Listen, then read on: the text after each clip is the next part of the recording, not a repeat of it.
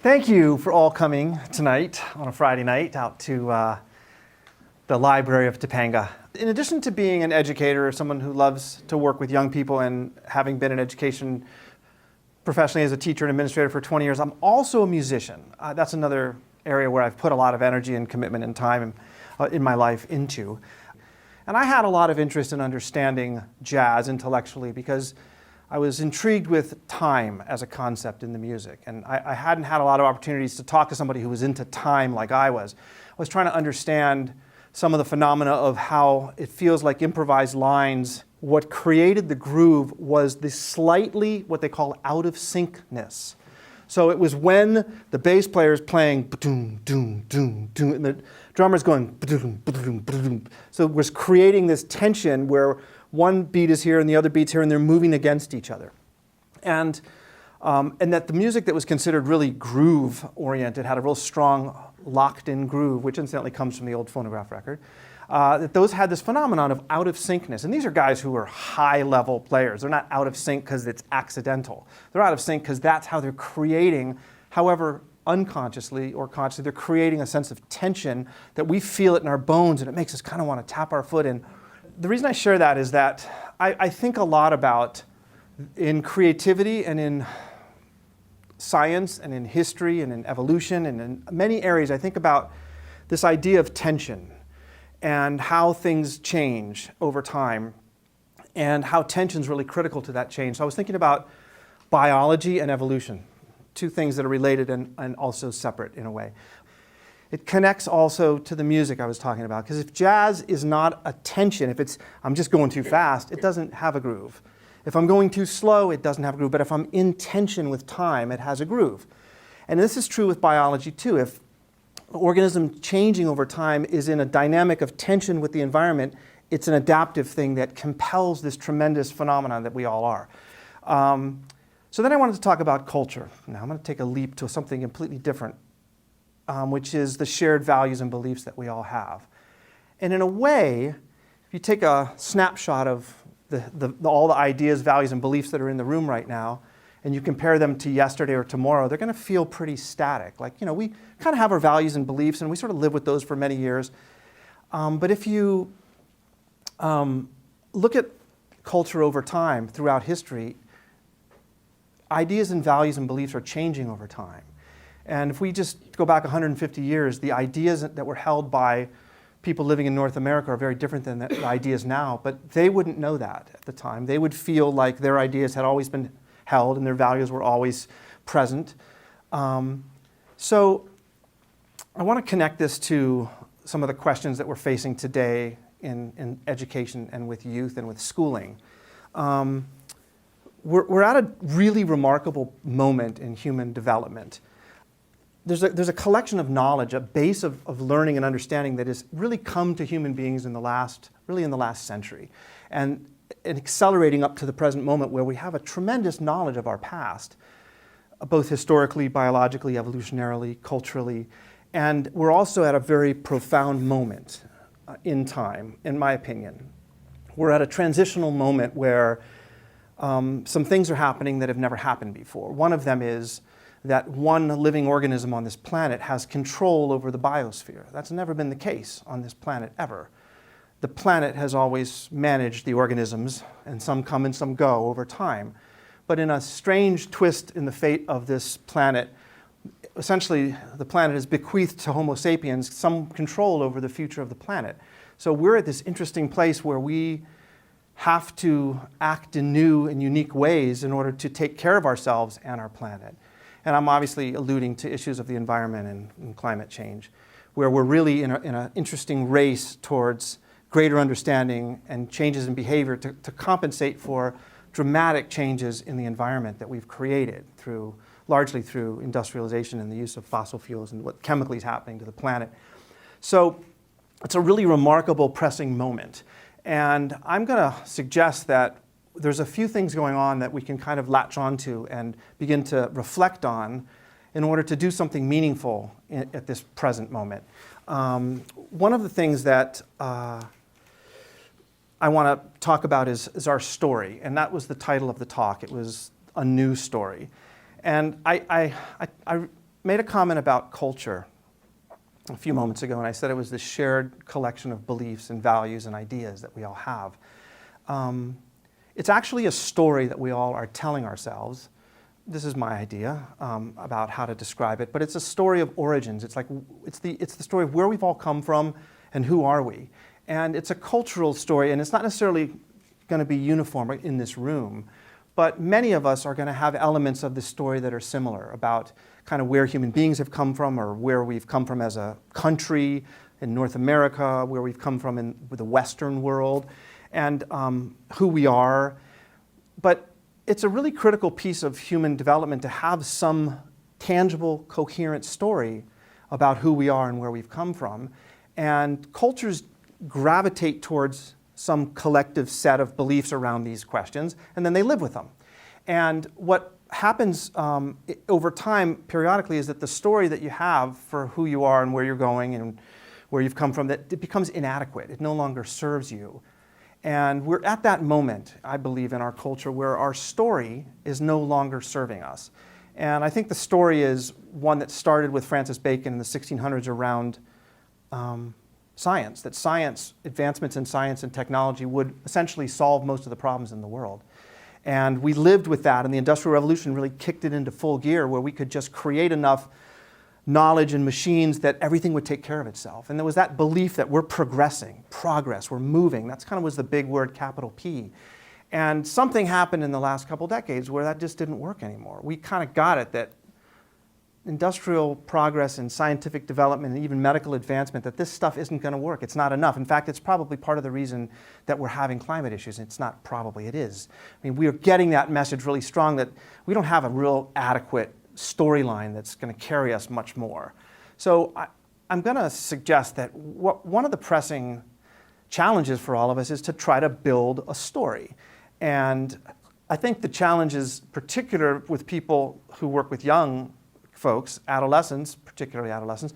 We have a unique challenge in that we're trying to give them a reasonable story about the human being and where we've come from and who we are and where we're going. If we don't give them that, as the adults, I don't quite know what they're going to do, because they don't see a lot of hope when they look out into the world. They certainly don't get it off of the media. They try to construct it in their own ways, in their own communities of youth, but they really need us to generate a story for them that's a combination of true, inspiring, based in the facts, but also powerful and exciting, and one that compels them fully into their beings and into their lives. I think that's a challenge and a responsibility that we have as adults working with young people.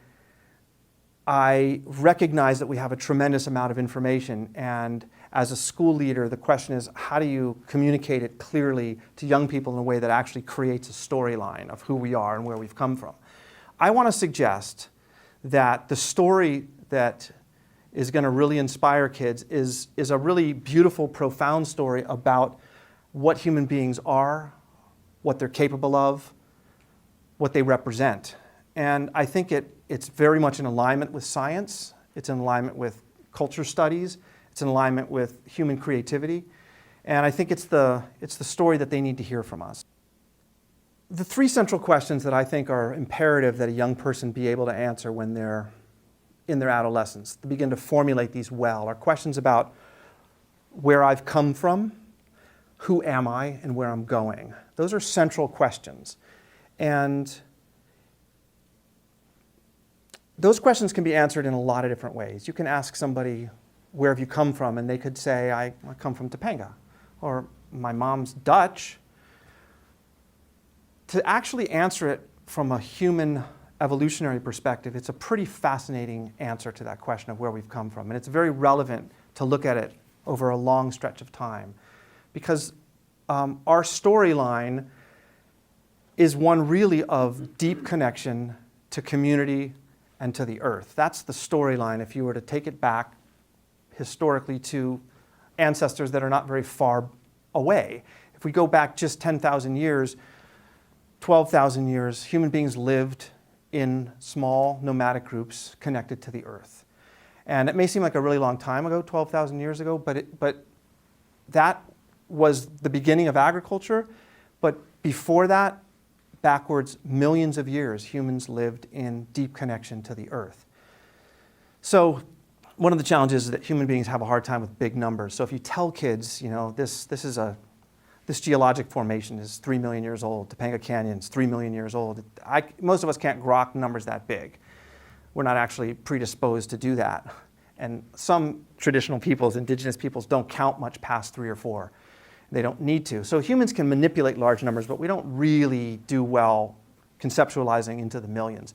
So I like to just use analogies. So the analogy I'll use is that if you take a human technology like fire making. Has anybody ever seen somebody make fire with sticks, friction fire? It's pretty cool. First time I saw it, I was completely captivated. I couldn't explain how exciting it was to see it. I saw a young guy in his 20s do it on a camping trip, and I was like, I'd heard about it, but I'd never seen somebody like make fire like that. It was so exciting. And then the only thing more exciting was doing it myself. Then that took it to a whole nother level.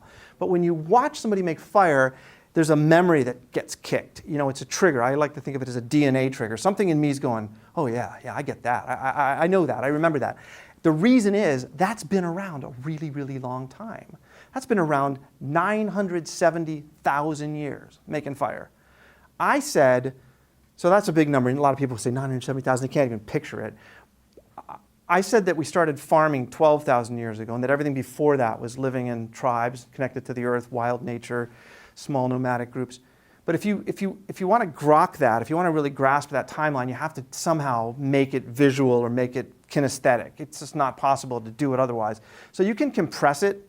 That's one thing that works really well. So if you just compress that to a year. So a year ago, our ancestors made fire, then how long ago was this farming experiment? It's fairly recent. It's the last few days.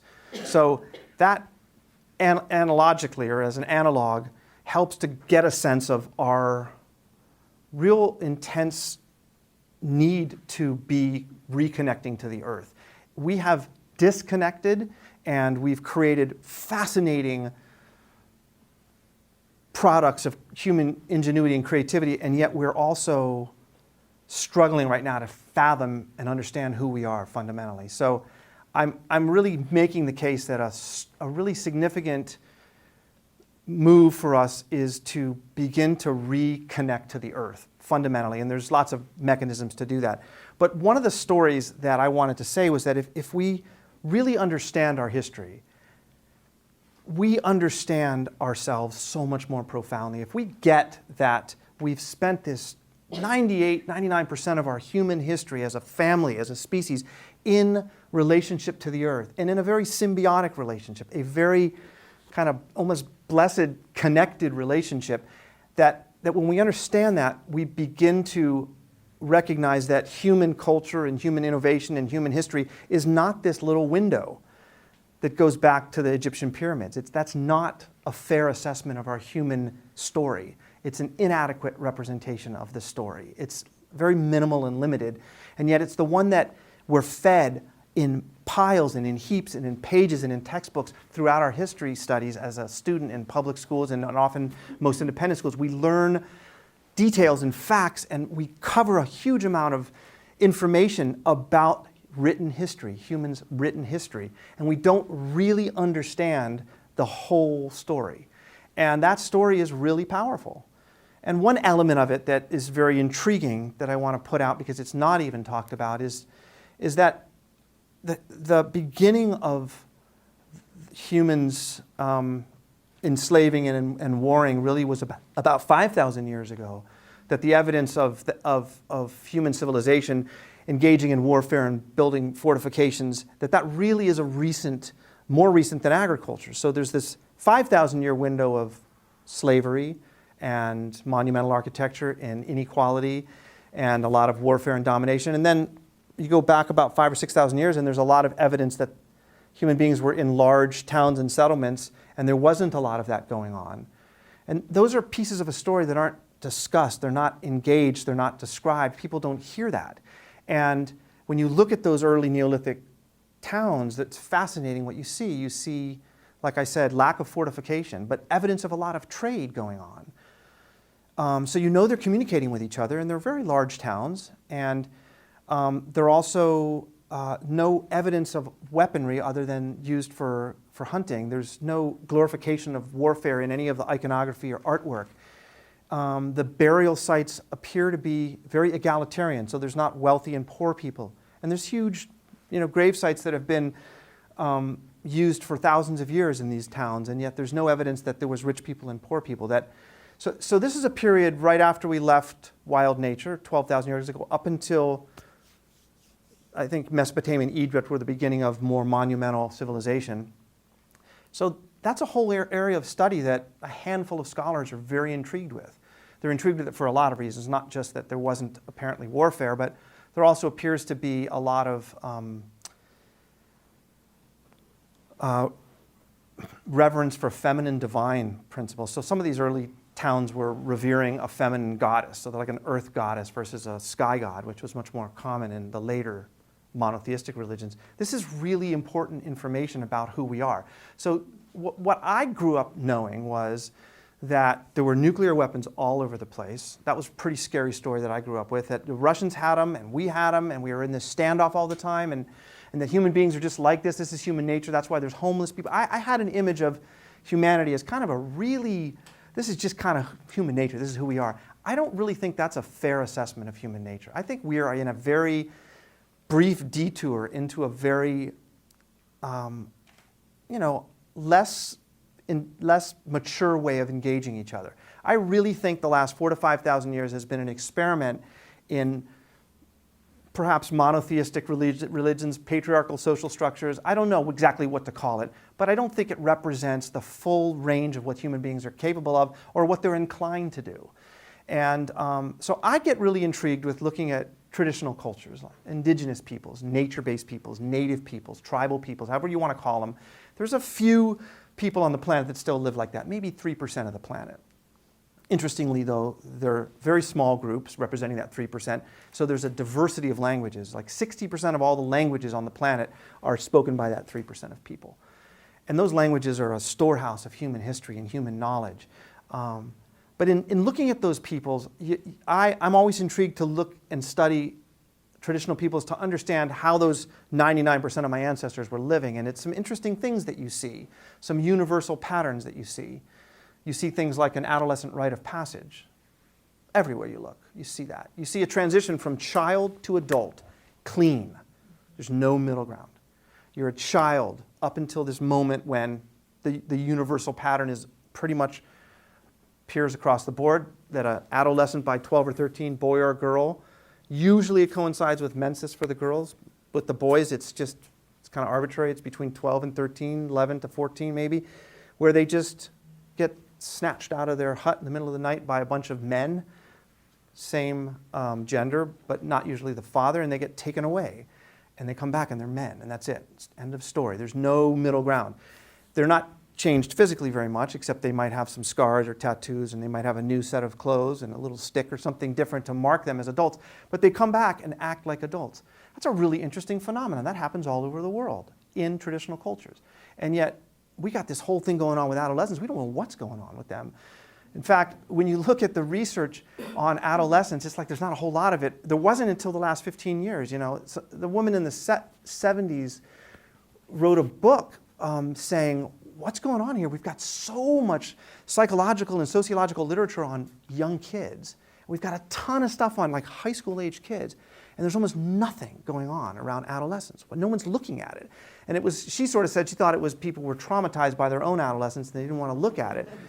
Because many people describe a really difficult time from about 11, 12 to 14, 15. Most people didn't have a great experience. The exceptions that I've encountered in my life are people that went to small schools, often private schools, where they had a really intimate connection with a bunch of adults who knew them pretty well. That tends to really help for reasons that I want to suggest have to do with this very old ancient model, which is when you're 11, 12, 13, everybody focuses on you and pays attention to you and initiates you and has high expectations for you and treats you like an adult once you've gone through it, even if you're still 12. And you're walking around with your little brand new facial scars and your little stick. People are still treating you like an adult. And you learn to act like one, and you kind of awkwardly step into that role, and you figure it out over the next few years, and then you do it. And I'm not going to say we need to grab all our 12-year-olds and take them up to Saddle Peak and do a rite of passage. But I'm going to say some of the elements of that have to happen. So what are some of the elements of that? Ordeals, rigor, intensity, fire, meaning not just friction fire, but fiery experiences. That stuff forges something in a young person. And we have to find a way to create those experiences, or they will go do it on their own. And they do it on their own. It's universal risk behavior among adolescents. It's not, among one ethnicity or one socioeconomic. It's among every adolescent engages in pretty unsafe things. And what they're doing generally, it's been studied, there's psychologists who do this work. Cynthia Lightfoot is one.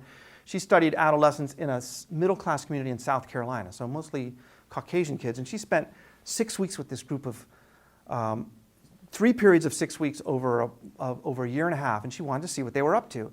And once they got to trust her, and she promised she wouldn't tell the parents what was going on, they were doing really crazy stuff. But what she found was they weren't doing it because they were drawn to go do something risky. They were doing it because they were trying to harvest a story about themselves in the risk. So they were really looking for, if I do this thing, I'm going to be able to tell my friends that I did this thing. And that's pretty much what they used those experiences for, that was the way they connected with each other, is that they sat around and told these stories.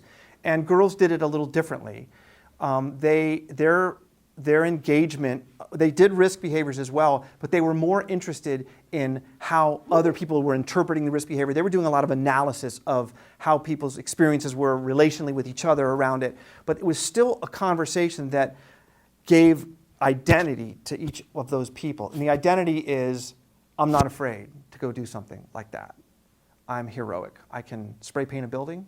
I can outrun the train. I can walk on the bridge railing. I can do that. I'm fearless. And they didn't say it like that. They said, oh, dude, no way. My cousin, and they'll either tell their story or they'll tell some other person's story, but they're telling stories, like stories of hero. It's kind of a form of heroism, because if you're fearless, you're a hero, right? And that's basically what the rite of passage is. Without getting into too many details about it, the rite of passage is a hero's journey. It's a separation from family. It's the undergoing of ordeals, and in which you're transformed. And then it's the reintegration into the community. And the really important part of the rite of passage is everybody makes a really big deal out of it when you come back.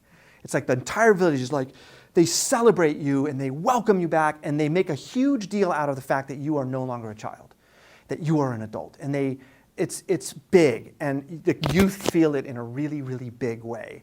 I had only one experience that even came close to that when I was 12, and I went to a camp in Colorado. It was a horseback riding camp.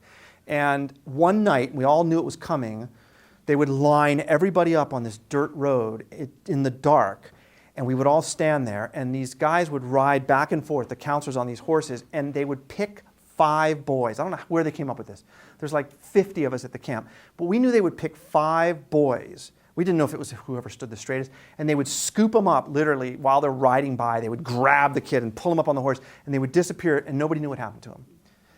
I still to this day don't know. They never picked me, but I don't know what it was about. But I remember standing there and feeling like it was the most important thing that had ever happened in my life. I had that sense that this is the most important thing. And I stood so still, and there was so much dust and dirt, and I was looking straight ahead, and I knew something was about to happen.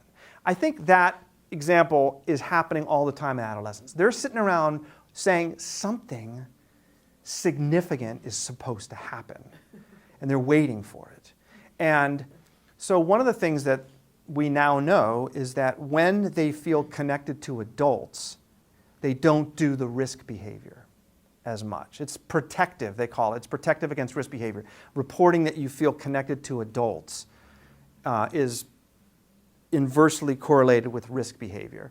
So then a lot of people are wondering, well, then what can we do? We got to stop all the risk behavior, so let's try to get more connections with kids. So they tried to make schools smaller. Have you ever heard of the small learning communities model of take a big high school of 3,000 and create 6 schools of 500? And it doesn't really work because they don't give enough autonomy. It's a problematic approach, but it's trying to create smaller communities where adults will get to know kids, and then they'll be safer and they'll do better, because it wasn't just that it protects against risk behavior, but they actually do better academically. So that was actually, the motivation came a little bit backwards there. But the important piece is what's going on, why when they're connected to adults does that make any difference? And I believe from my own personal experience working with kids is that I get lots of opportunities working. I've worked with 12-year-olds for almost 11 years. I get a lot of opportunities to give them challenges and ordeal type challenges, like where it's like, I'm not just trying to get that kid to bring his homework back. I'm trying to make it like the entire universe depends upon the next right step by this kid. It's usually not about homework. It's more often about how they're engaging their peers. Like if there's a conflict or an issue, there's this kind of intensity around my expectations. And if I'm in a close relationship with the child, they are strongly compelled to do what it is they think I want from them. That's a mentoring relationship. That's an old relationship. That is not a teaching relationship.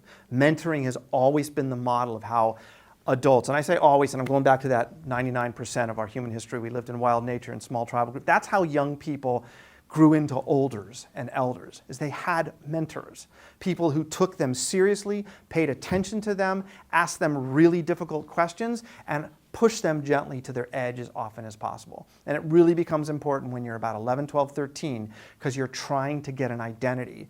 So I started out talking about biology and evolution as there being a tension between them. And it's the tension, and I tried to connect it to jazz.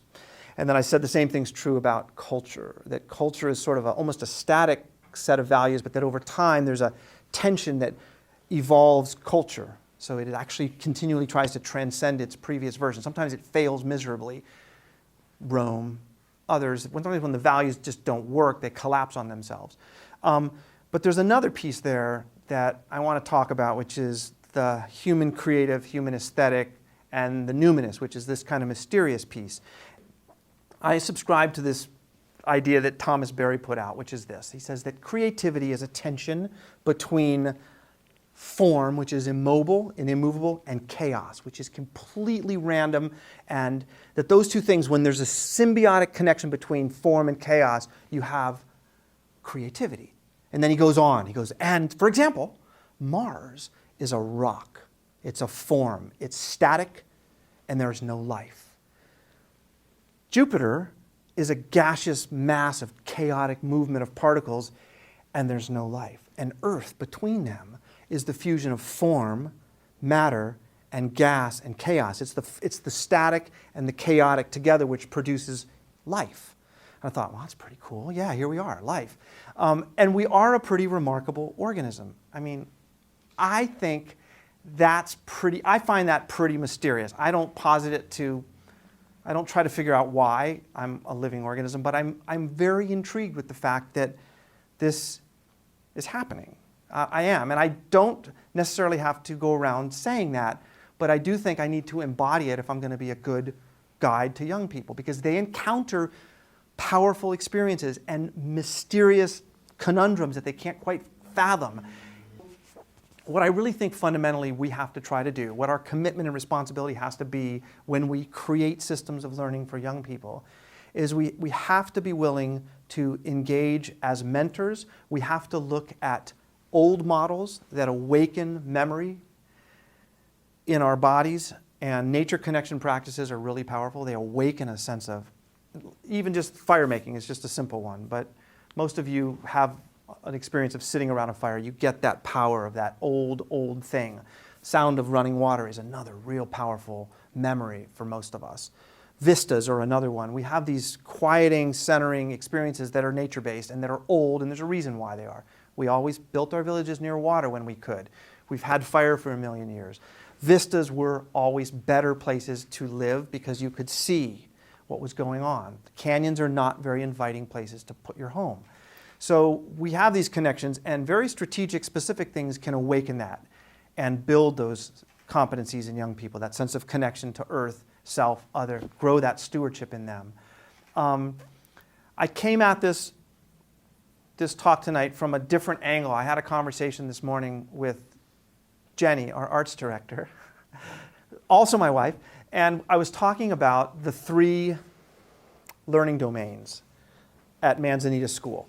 So one of our guiding principles is symbiotic learning. It's the idea that, simplest way to put it is that disciplines are not well learned in isolation from each other. there's a whole field of interdisciplinary studies. You can actually get a degree in it now. I thought groovology was the hippest thing. Now I think it's apparently interdisciplinarity. It's a really long word. So I didn't want that word. I thought symbiosis really touched on it a little bit better. It's a dynamic tension between ways of knowing, whether it's math over here and art over here. And there's a connection between art and math and science and music. There's connections between history and just about everything. So the learning domains at Manzanita, where we are, the school that we're opening in the fall, the learning domains are biological evolutionary, historical cultural, and aesthetic numinous. Those were the learning domains. I was trying to have a conversation with Jenny this morning about those three learning domains because I wanted to mention them. And the conversation that we had was, it quickly moved into this tension between biology as static and evolution as moving, and that the dynamic between them is this creative impulse of the earth to produce increasingly advanced life forms. That the tension between culture, which is static ideas, and history, which is the movement of culture over time, is a tension that itself tries to always transcend. Cultures are, I believe, always seeking to better themselves. Humans do that with their culture.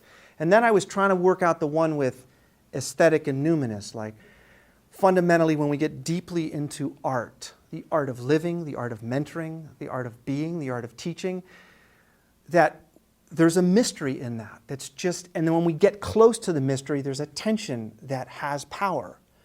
Popular art forms, they fall flat after a few years, but the ones that stay on and on and on, the artists, the musicians, the dancers, the ones that we still go to 200 years later, there's something mysterious about it. So the numinous, which means mysterious, and the aesthetic have that edge too. So I came into the talk wanting to dive right in, and it was really not something I fully. So I appreciate your patience with the very long-winded introduction around biology, evolution, history, culture. But what I wanted to say is that I have been trying to spend as much time out in nature as I can. And it's not because I love to be in nature. It's really hard for me to go out and be in nature because I have so much work to do. But it's really hard for me to do the work well and meaningfully if I don't go out in nature, because I'm building a school that's centered on the idea that connecting to nature is critical. And I can't just get up and talk about it. I got to do it. So I took a hike. And that's when I came upon those 6 words: biological, evolutionary, cultural, historical, and aesthetic numinous. And I've been building out my curriculum thinking around those. And then in this conversation with Jenny this morning, it so happened that I felt that tension, that creative tension between what is static and what is moving. And so as a jazz musician who has to make a lot of stuff up, I wanted to use this as an opportunity to put those ideas out. I thank you for being the very generous audience, and I'll close with that. So thank you.